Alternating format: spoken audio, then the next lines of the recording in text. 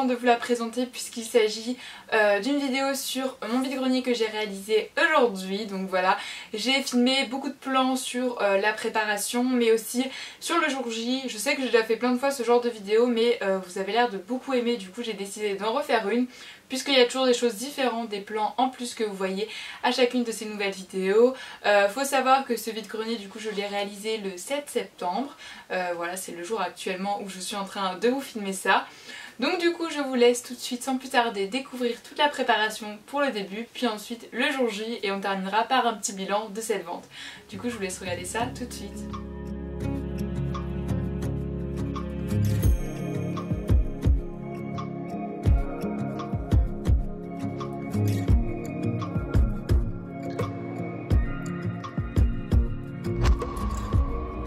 Donc faut savoir qu'à chaque vente il faut refaire un peu de stock, donc voilà c'est ma première étape de préparation. J'aime bien refaire de nouvelles créations mais aussi proposer des créations en restock, soit avec différentes couleurs, soit des couleurs que je n'ai plus. Par exemple là les petits oursons Haribo, mais voilà c'est vrai que j'aime beaucoup autant créer de nouvelles créations etc. Donc là vous allez me voir faire autant du montage que de la pâte polymère, mais aussi j'ai refait quelques nouveaux articles de papeterie, donc du coup je vais vous laisser tout de suite avec les images pour que vous puissiez voir un petit peu cette préparation côté des créations.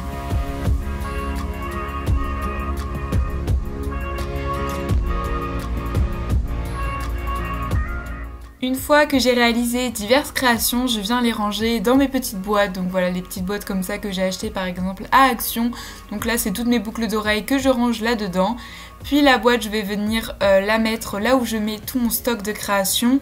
Voilà, c'est là où je stocke vraiment toutes mes créations dans cette armoire-ci que vous avez déjà dû voir dans plusieurs ateliers Fimo. Mais il a bien changé un petit peu depuis le temps. Mais je vous ferai un atelier tour très bientôt, vous ne vous en faites pas. Donc là je viens enlever tous les supports de l'armoire puisque je vais tout simplement les refaire, leur donner un petit coup de neuf parce que vous pouvez voir qu'ils ont un petit peu déblanchi, un petit peu jauni tout simplement. Le masking tape n'est plus très beau et cela ne fait plus très propre, donc j'ai décidé vraiment que c'était l'occasion pour les refaire un petit peu. Donc j'enlève déjà tout le masking tape un petit peu arraché sur mes deux supports. Donc ça c'est mon support de boucle d'oreille et là mon support de porte-clés. Donc les deux ont été fabriqués à la main par mon papa, donc je ne pourrais pas vous dire comment il les a fait mais je pense que vous voyez le principe. Donc voilà, j'enlève tout ça et ensuite je vais venir les repeindre à la bombe de peinture blanche. J'ai gardé cette couleur neutre parce que je trouve que comme ça se marie assez bien avec un petit peu tout. Et vu que mes créations sont très colorées et avec la décoration, il y a beaucoup de couleurs sur mon stand, je ne veux pas en faire trop non plus. Donc c'est pour ça que je reste assez neutre au niveau des supports. Donc voilà, je profite d'une journée ensoleillée pour repeindre tout ça. Avant le vide-grenier, j'ai refait aussi mon support de bracelet. Mais voilà, une petite remise en stock des supports. Et là, comme vous pouvez voir, je vais m'attaquer à de nouvelles créations que je fais en pâte polymère. Donc là, ce sont la réalisation de petits croissants.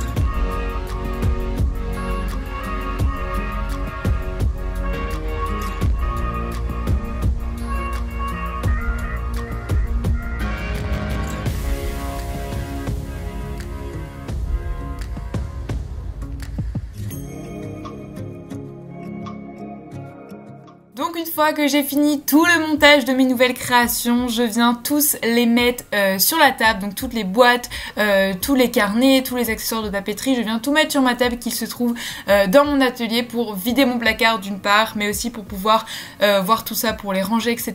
Donc toutes les créations que j'ai besoin d'amener, je vide ça sur la table.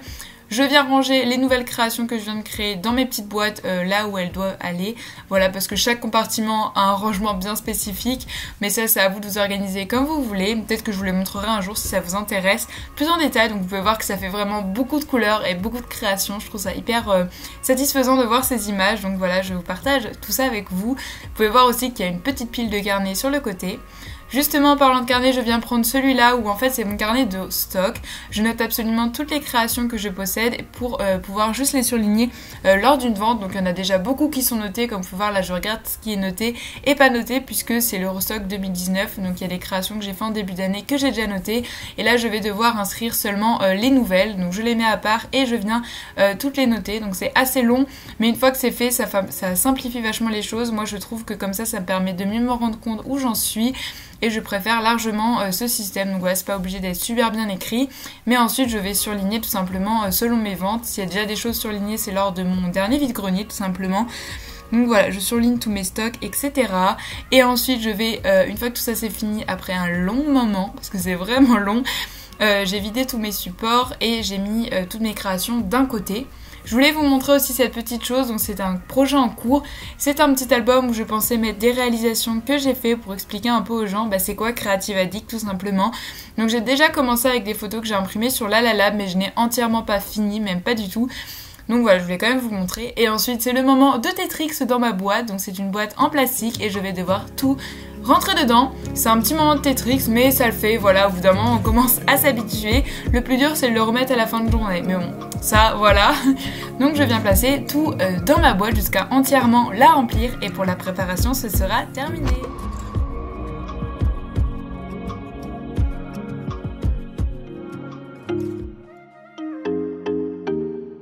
Donc le jour J, j'arrive sur le stand et je place tout, donc ça prend des heures, je ne filme jamais cette étape parce que je n'y pense tout simplement jamais. Mais après 1 heure d'installation, voici le résultat que cela donne. Il y a des petites nouveautés encore cette fois-ci pour mon stand, donc c'est pour ça que je voulais vous montrer cette vidéo, comme par exemple ces petits supports pour mettre les petites charms. Voilà, j'ai refait quelques paires de boucles d'oreilles puces. Vraiment c'était assez joli je trouve puisqu'il y avait un soleil qui donnait dedans puisqu'il faisait très très beau ce jour là et je trouvais ça hyper cool. Donc du coup je vais vous laisser avec quelques images de mon stand, ça pourra peut-être vous inspirer pour vos prochaines ventes, mais aussi pourquoi pas vous donner des idées de création puisqu'il y a certaines créations qu'on voit plutôt bien. Donc du coup j'arrête de parler et je vous laisse découvrir tout ça.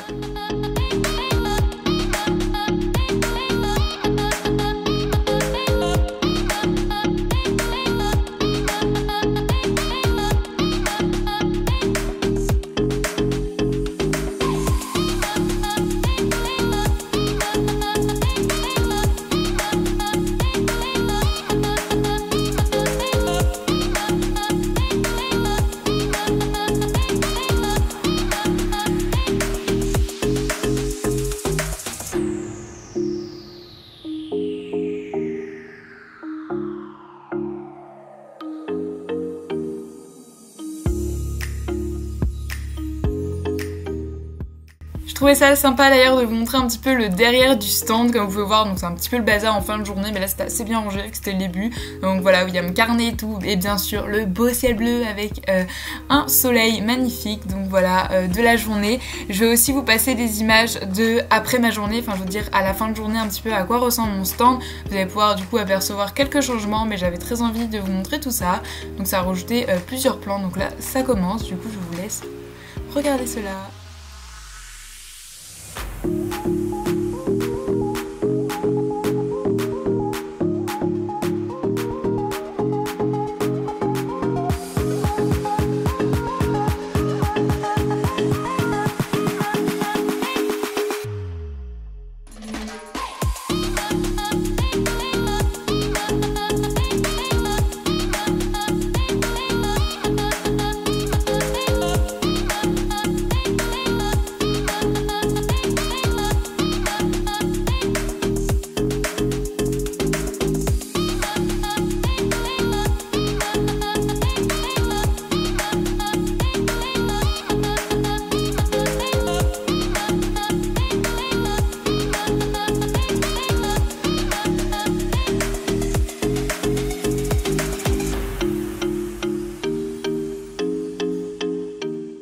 petit carnet où je note tous mes stocks, donc voilà, qui est celui-là que Stella m'avait offert lors du swap à Noël l'an passé.